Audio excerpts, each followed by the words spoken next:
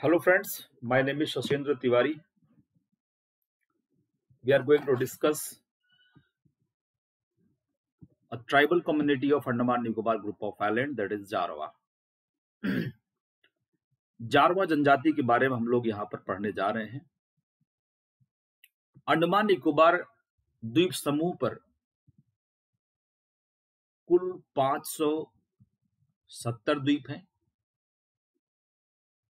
और यहाँ पर कुल 6 जनजातियां रहती हैं।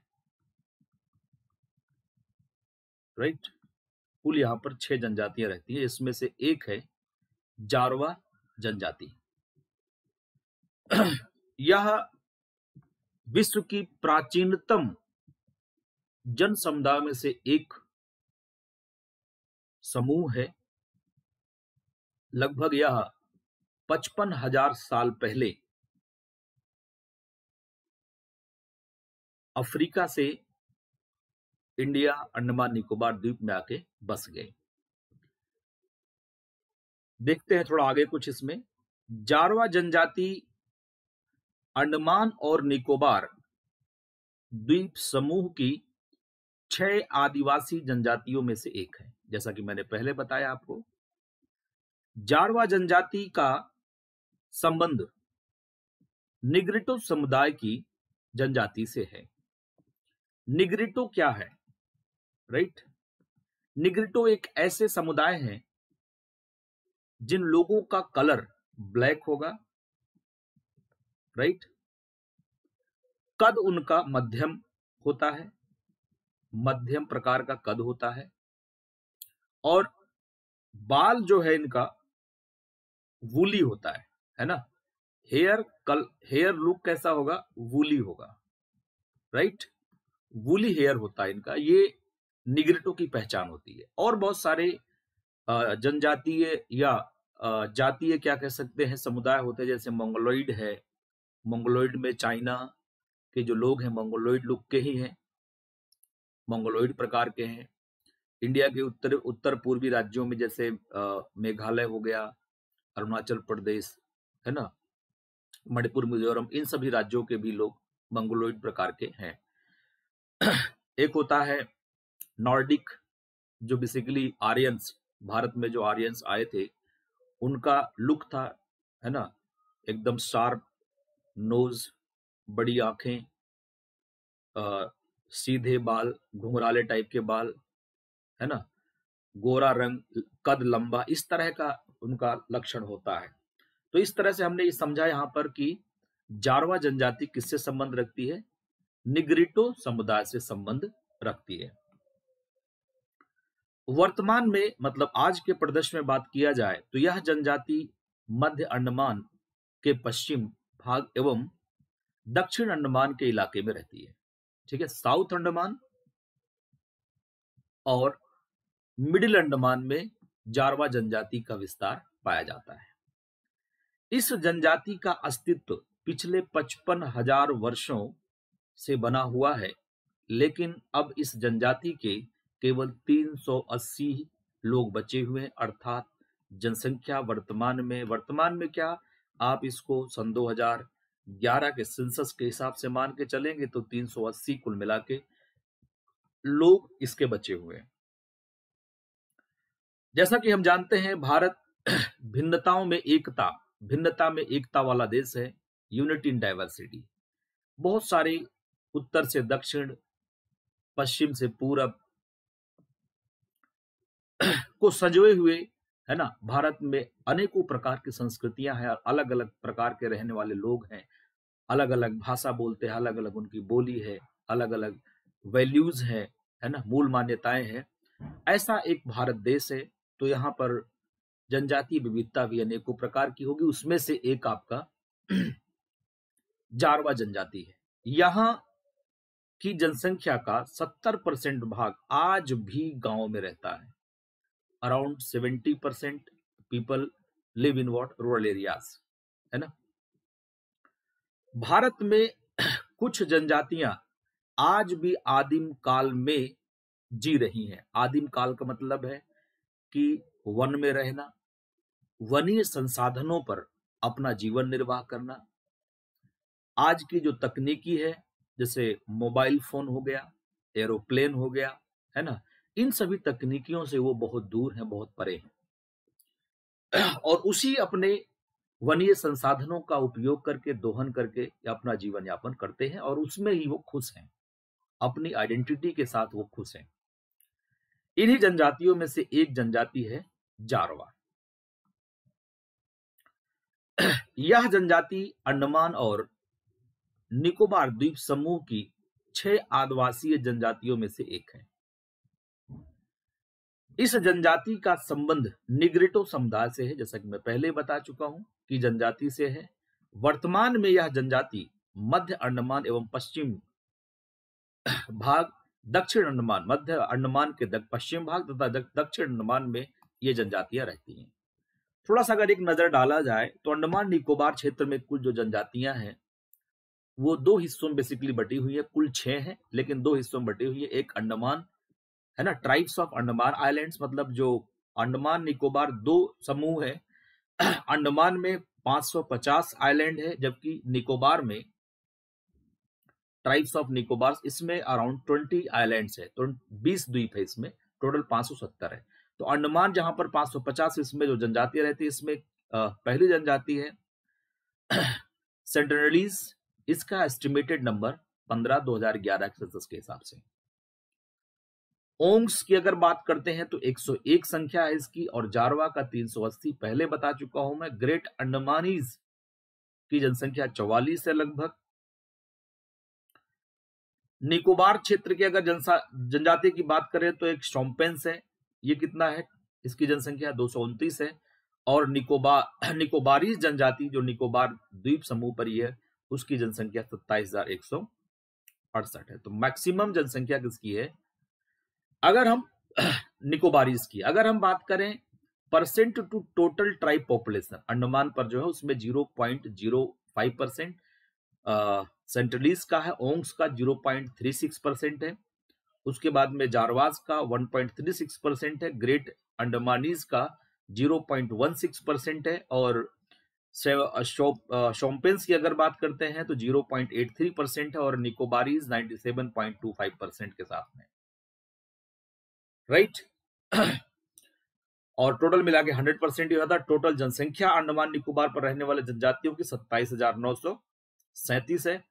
अगर हम percent to total population of the Andaman Nicobar में इनका क्या परसेंट है, तो लगभग 0% हो जाता है। सेंटिनलीज की बात करें तो ओंग्स की जनसंख्या की बात करते 0.03 है, जारवाज 0.10, ग्रेट अंडमानीज की बात करें 0.01, और उसके बाद में शोम्पेन्स की बात करते हैं 0.06, और निकोबारी 7.14% अंडमान निकोबार की जनसंख्या के साथ में पाए जाते हैं।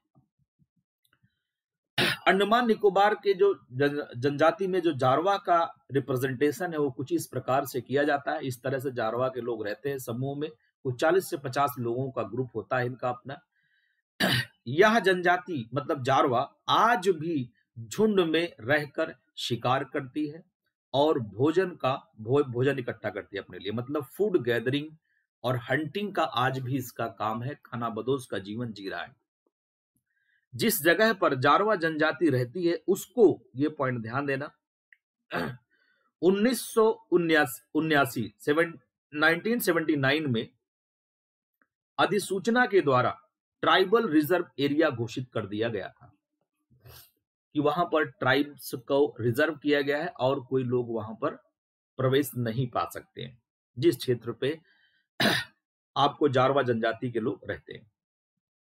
इनकी अगर हम कुछ विशेषताओं की बात करें तो प्रथम विशेषता इनकी यह है कि अंडमान की जारवा जनजाति हिंद महासागर के टापुओं पर पिछले 55,000 वर्षों में निवास कर रही हैं, वर्षों से निवास कर रही हैं। 55,000 वर्षों से फोकस करने वाली बात है।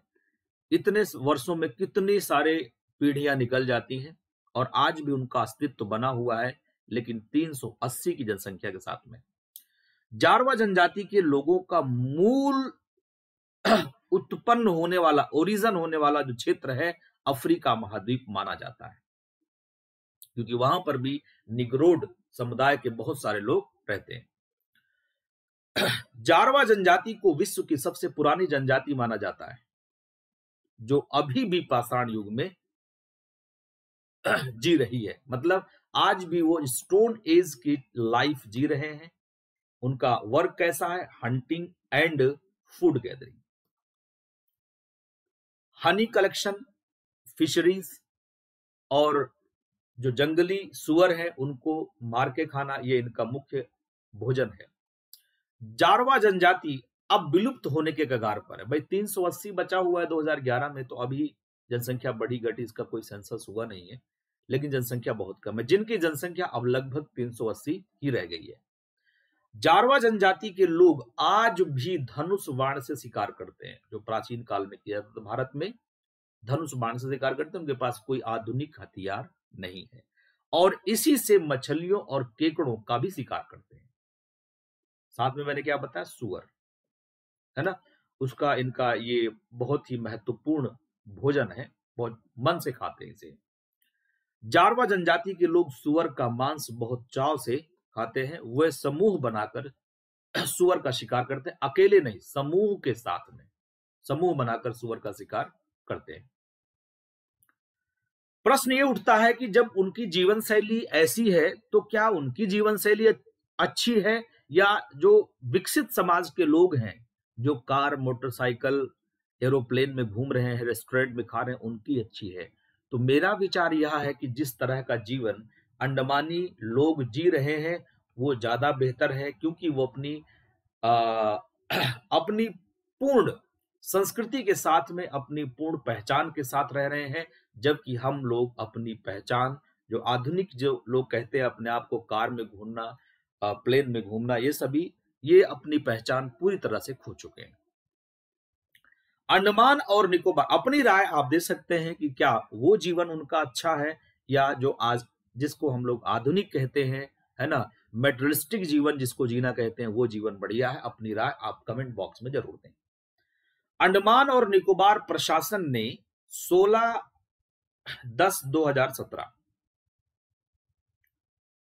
अक्टूबर 2017 की प्रेस विज्ञप्ति के माध्यम से स्पष्ट किया गया कि किसी भी सोशल नेटवर्किंग साइट्स पर इस जनजाति से संबंधित तस्वीरों या वीडियो को पोस्ट करना कानूनन अपराध है। क्यों? क्योंकि उनकी संस्कृति जो है वो, उसकी संस्कृति का हम कहीं ना कहीं, है ना, दुरुपयोग कर सकते हैं। यही कारण है कि ऐसा कानून अंडमान निकोबार प्रशासन ने 16 अक्टूबर 2017 में प्रस्तुत किया, और इसका उल्लंघन करने वाले व्यक्ति को 3 वर्ष की सजा और साथ में 10,000 रुपए तक का जुर्माना हो सकता है।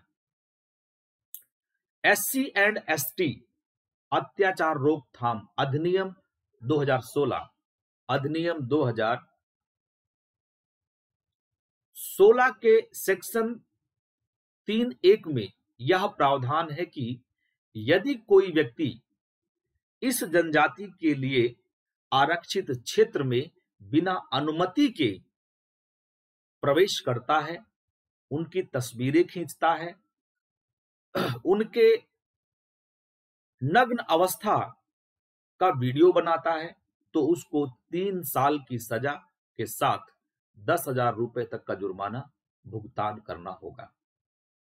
तो SC ST एक्ट है, इसके तहत 2016 के एक्ट के अनुसार यदि कोई व्यक्ति अंडमान निकोबार के क्षेत्र में जारवा जनजाति जहां रहती है वहां पहुंचकर अगर कोई फोटोग्राफी करता है, उनके नग्न वीडियोस बनाता है, तो ऐसे केस में पकड़े जाने पर, नहीं पकड़े गए तो बच गए, लेकिन पकड़े गए तो उसमें आपको 3 साल की सजा और 10,000 रुपए तक का जुर्माना भुगतान करना होगा।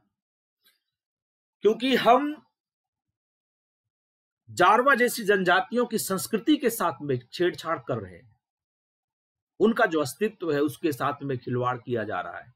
वो अपने अस्तित्व के साथ जीना चाहते हैं। सरकार कोई भी कानून बना के यदि चाहे उनको आवास प्रदान करना तो उनको स्वीकार्य नहीं है, क्योंकि वो अपने वन के साथ, अपने वन संपदा के साथ रहना चाहते हैं, जो कि उनको प्रकृति ने दिया है, प्रकृति की गोद में रहना चाहते हैं। वर्ष 1990 में जारवा जनजाति को स्थानीय सरकार ने घर बनाकर रहने की सुविधा दी, लेकिन कुछ ही जारवा अपने क्षेत्र से बाहर आए। मतलब कुछ का मतलब क्या हुआ, 100 में से 2, 4, 5 है ना लोग वहां पर आवासीय स्थान पर रहने आए, और बाकी 95% 90% लोग कहां रह रहे हैं, अपने जंगल में रह रहे हैं, और वो ज्यादा हेल्दी लाइफ जी रहे हैं। उनके जीवन शैली में, उनके संस्कृति में, उनके पर्सनल लाइफ में इंटरफेरेंस की वजह से उनकी जनसंख्या कम हो रही है। अदरवाइज वो अपनी जनसंख्या को जब 55,000 साल से अपने अस्तित्व को बचा के रख रहे हैं, तो उनको 100-200 सालों में क्या ऐसा हो जाएगा, कौन सी ऐसी महामारी उनके पास आ जाएगी। उनकी प्रतिरोधक क्षमता इतनी ज्यादा है कि, है ना, चेचक फैल गया, उसके बाद भी बीमार सभी हुए, लेकिन कोई भी आदमी मरा नहीं। एक सिंगल जो ट्राइब जनजाति था वो, है ना, डेड नहीं हुआ। जारवा जनजाति के इलाके से केवल एक अंडमान ट्रंक रोड गुजरती है। जारवा इलाके में जाने के लिए लगातार एक साथ गाड़ियां बिना रुके गुजरती हैं। वहां गाड़ी रोक नहीं सकते और किसी भी गाड़ी को रुकने की इजाजत नहीं है। जारवा जनजाति वाले इलाकों में पर्यटन के रुकने पर पाबंदी है। पर्यटन करने जो लोग जाते हैं, टूरिस्ट को वहां पर रुकने के लिए पूरी तरह से पाबंदी है, बैन है।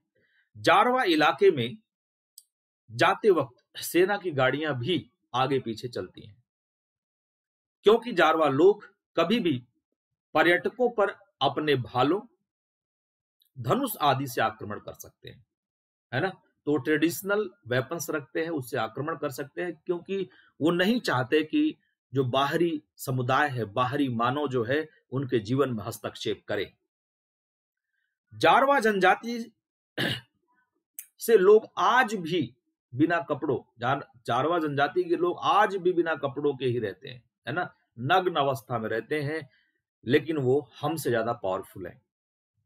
लेकिन हाल ही के सालों में पर्यटन के संपर्क में आने के कारण बहुत से जारवा सब कुछ कपड़े, है ना, अब कुछ कपड़े पहने दिखाई देते हैं, है ना, कुछ कपड़े पहने हुए दिखाई जारवा देखते हैं। लेकिन वो भी कैसे कि जो टूरिस्ट जा रहा है वो कुछ कपड़े पुराने पहने हुए, यूज जो कपड़े हैं और भी सामान की चीजें हैं, वो दूर से फेंक देता है और उसका इस्तेमाल होकर के देखते हैं भाई उनके लिए क्या नई चीज आ गई है।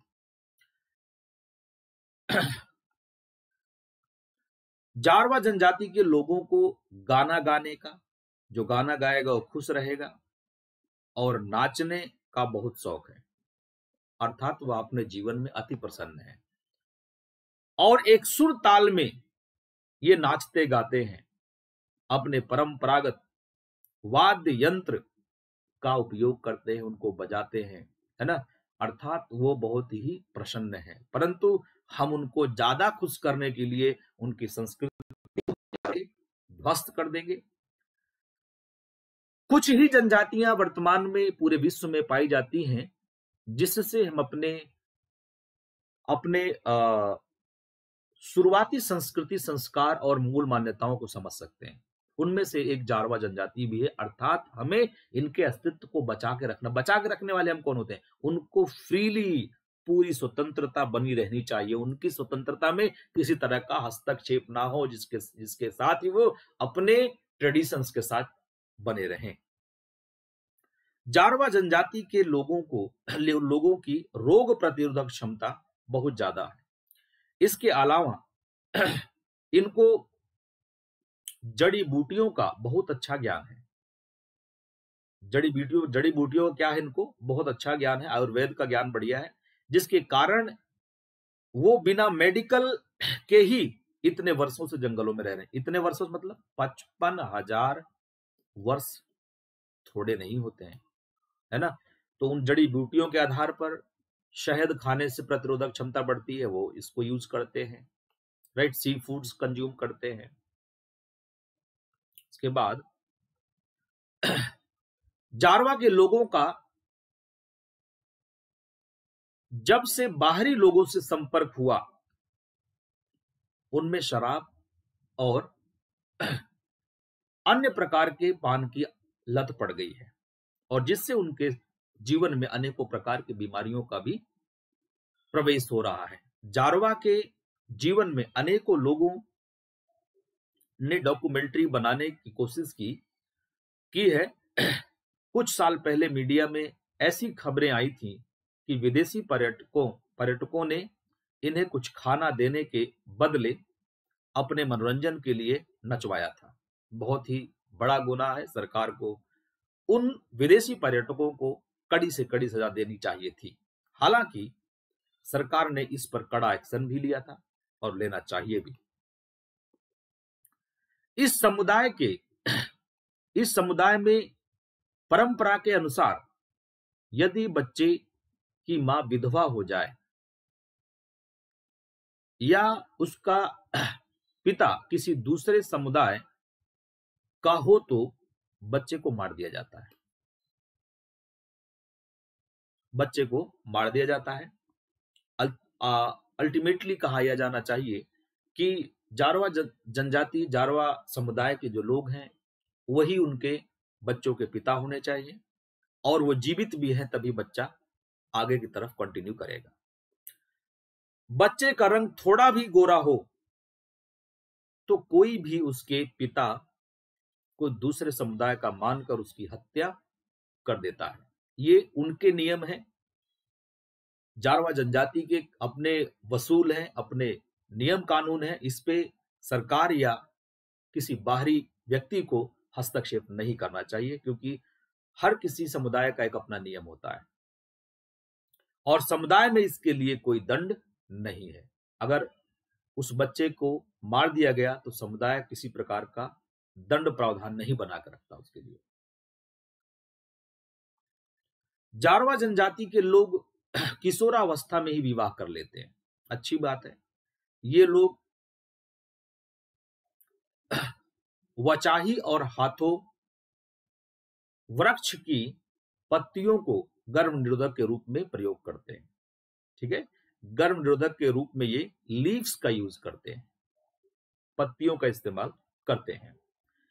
यह जनजाति